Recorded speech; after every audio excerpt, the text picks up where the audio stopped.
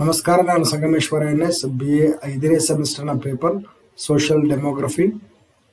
ವಿಷಯ criticism of optimum theory of population, ಆದರ್ಶ ಜನಸಂಖ್ಯಾ ಸಿದ್ಧಾಂತದ ಒಂದು ವಿಮರ್ಶೆ.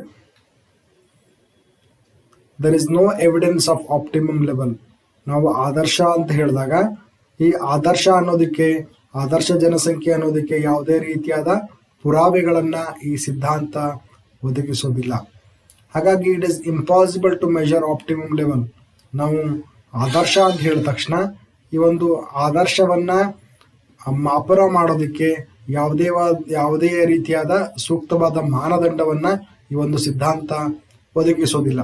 The optimum level itself is vague. ಅಂದ್ರೆ ನಾವೇನು ಆದರ್ಶ ಅಂತ ಕರಿತೀವೋ ಇದನ್ನ ಸರಿಯಾದ ರೀತಿಯಲ್ಲಿ ವ್ಯಾಖ್ಯಾನವನ್ನ ಮಾಡಿಲ್ಲ. ಹಾಗಾಗಿ ಇದು ಒಂದು ಅಮೂರ್ತ ಸ್ವರೂಪವಾಗಿದೆ ಅಂತ ನಾವು ಹೇಳ್ಬೋದು. Correct measurement of per capita income is not possible.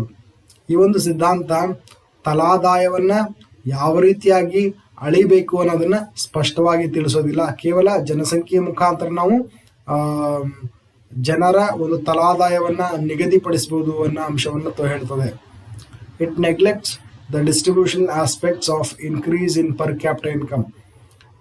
ಈ ಒಂದು ಸಿದ್ಧಾಂತ ಕೇವಲ ತಲಾದಾಯದಲ್ಲಿ ಆಗುವ ಹೆಚ್ಚಳದ ಬಗ್ಗೆ ಮಾತಾಡ್ತದೆ. ಆದರೆ ದೇಶದ ಸಂಪನ್ಮೂಲಗಳನ್ನು ಉಪಯೋಗಿಸಿಕೊಂಡು ಯಾವ ರೀತಿ ಆದಾಯವನ್ನು ಹೆಚ್ಚಿಸಿ ಆ ಆದಾಯವನ್ನ ಎಲ್ಲ ವರ್ಗಗಳಲ್ಲಿ ಸಮನಾಗಿ ವಿತರಣೆಯನ್ನು ಮಾಡಬೇಕು, ಆ ಅಂಶಗಳಿಗೆ ಈ ಒಂದು ಸಿದ್ಧಾಂತ ಪ್ರಾಮುಖ್ಯತೆಯನ್ನು ನೀಡೋದಿಲ್ಲ.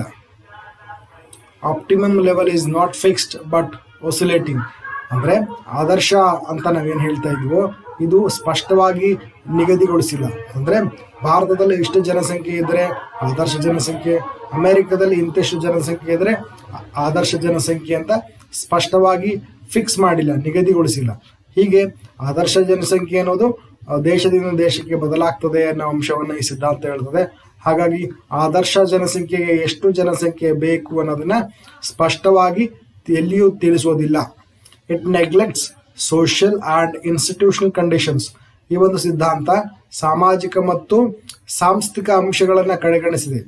ನೋಡಿ, ಆ ಸಂಸ್ಕೃತಿ, ಸಾಮಾಜಿಕ ಅಂಶಗಳು ಮತ್ತು ರಾಜಕೀಯ ಅಂಶಗಳನ್ನ ಈ ಒಂದು ಸಿದ್ಧಾಂತ ಕಡೆಗಣಿಸಿರೋದನ್ನ ಈ ಒಂದು ಸಿದ್ಧಾಂತದಲ್ಲಿ ನಾವು ನೋಡ್ಬೋದು. There is no place in state policies. ಈ ಒಂದು ಸಿದ್ಧಾಂತವನ್ನು ಆಧರಿಸಿ ನಾವು ಯಾವುದೇ ರೀತಿಯಾದ ಒಂದು ರಾಷ್ಟ್ರದ ನಿಯಮಗಳನ್ನ ರಚಿಸೋದಕ್ಕೆ ಕಷ್ಟವಾಗ್ತದೆ. It does not explain how the optimum level once reached can be maintained. ಅಂದ್ರೆ ಈ ಒಂದು ಸಿದ್ಧಾಂತ ಆದರ್ಶ ಜನಸಂಖ್ಯೆ ಒಂದು ಹಂತಕ್ಕೆ ಒಂದು ಸಮಾಜ ಆದರ್ಶ ಮಟ್ಟವನ್ನು ಮುಟ್ಟಿದಾಗ ಆ ಒಂದು ಆದರ್ಶ ಮಟ್ಟವನ್ನ ಯಾವ ರೀತಿಯಾಗಿ ನಾವು ಮೇಂಟೈನ್ ಮಾಡಬೇಕು ಅನ್ನೋ ಅಂಶವನ್ನ ಈ ಒಂದು ಸಿದ್ಧಾಂತ ಹೇಳೋದಿಲ್ಲ. ಕೇವಲ ಆದರ್ಶ ಅನ್ನೋ ಅಂಶವನ್ನ ಮಾತ್ರ ಈ ಒಂದು ಸಿದ್ಧಾಂತ ತಿಳಿಸಿಕೊಡುವ ಒಂದು ಪ್ರಯತ್ನವನ್ನು ನಡೆಸ್ತದೆ. It does not explain determinants of population growth. ಈ ಒಂದು ಸಿದ್ಧಾಂತ ಜನಸಂಖ್ಯೆಯ ಒಂದು ಮೂಲಾಂಶಗಳ ಬಗ್ಗೆ ಅಷ್ಟೊಂದಾಗಿ ಪ್ರಾಮುಖ್ಯತೆಯನ್ನು ನೀಡೋದಿಲ್ಲ. ಜನನ, ಮರಣ ಮತ್ತು ವಲಸೆ, ಈ ಮೂರು ಅಂಶಗಳು ಜನಸಂಖ್ಯೆಯ ಬೆಳವಣಿಗೆ, ಜನಸಂಖ್ಯೆಯನ್ನ ಒಂದು ಸೂಚನೆ ಕೊಡ್ತದೆ.